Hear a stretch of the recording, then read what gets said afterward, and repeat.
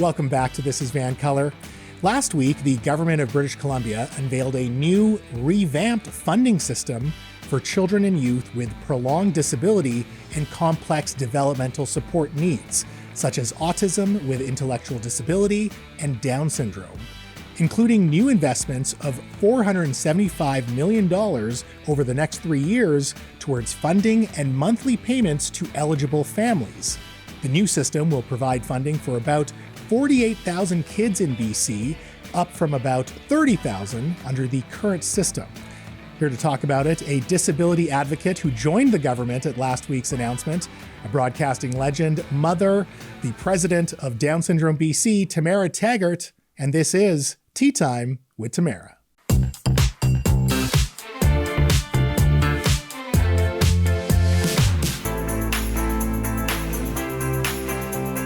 Tamara, so nice to see you. It's good to see you. So as an advocate, particularly for children with disabilities, how does this new funding model differ from the current model that we have? Explain it to me, because I really don't know this realm. Yeah, I mean, it is complicated, right? But the easiest way to describe it is since 2002, the only disability group that has received funding is autism. And I mean, we know that there's more than just autism or Down syndrome in the disability world for kids here in our province. So there's so many disabilities. And so many kids were being left out.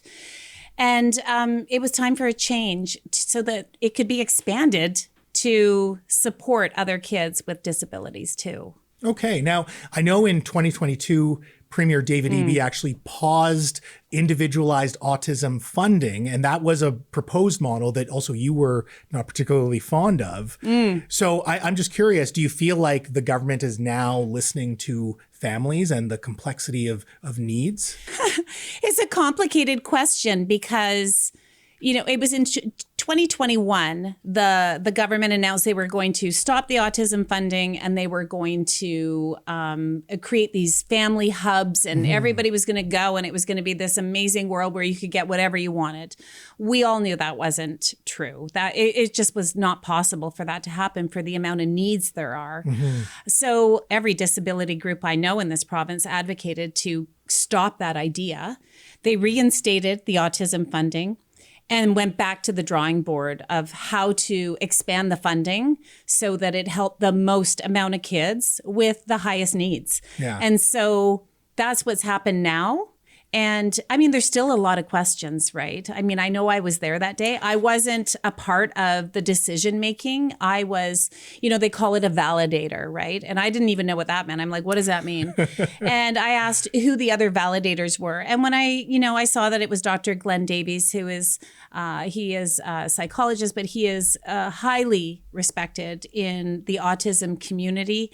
We went and saw him when there was worry that maybe my son had autism and Down syndrome, right? So, I mean, it's such a complicated discussion because there's so many families, all the kids have different needs, and it's how do we create equity, right? How do we create it so that other disabilities like Fragile X or Prader-Willi syndrome, Rett syndrome, SMA, Williams syndrome, there's so many that a lot of people have never even heard of before. Yeah, sure. Any intellectual disability, those kids will now receive the support that they've always needed, that generations have been advocating for. Wow. So from my understanding, it sounds like the government was listening to families, at least this round, or listening to them more than perhaps they I do. were in the I think past. that they have consulted with a lot of disability groups and a lot of parents. Are there people that are unhappy right now with this decision?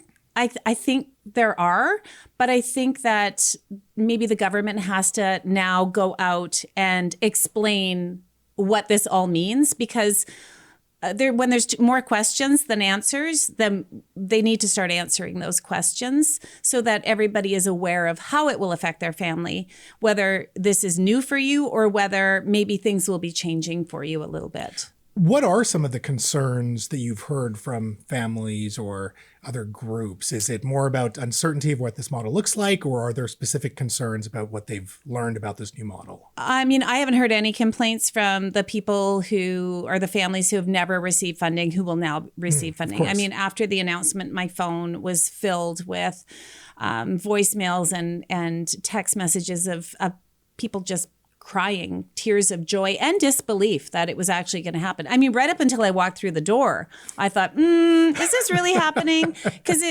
we've been asking for this for generations. So, I mean, I think that, there is some concern that, I have a child who is now not going to receive any funding. And I'm not sure that that's true, but I don't have the answer to it. That is a good question for government, right? And so government has some questions to answer.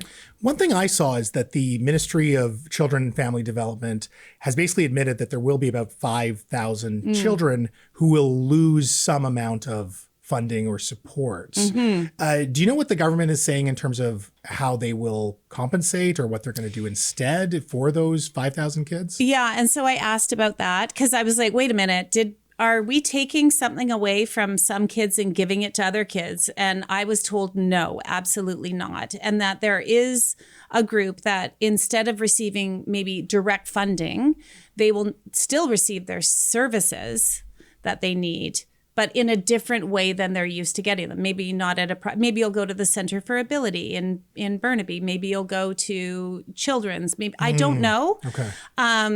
Because you're talking to somebody who's never, I have a child who will not benefit from this and never did benefit from that, right? And there are a lot of families that have never had any support in any way, shape, or form. So this is life-changing.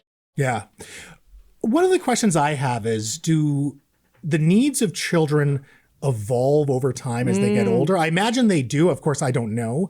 And is a child locked into their initial assessment in terms of where they are on the spectrum or the needs or resources that are required? Yeah. And also a very good question. So, I mean, for something like Down syndrome, there's really no secrets. We know what somebody with Down syndrome needs from birth until, right in and through adulthood, because there's a lot. You could go to the bookstore and find a book on Down syndrome. Autism is different because there is, a wide spectrum of needs. And things do change, just like you and I change as we become adults. So do kids with disabilities. They change in the things they need, or maybe they improve on some things and maybe they acquire a new disability. So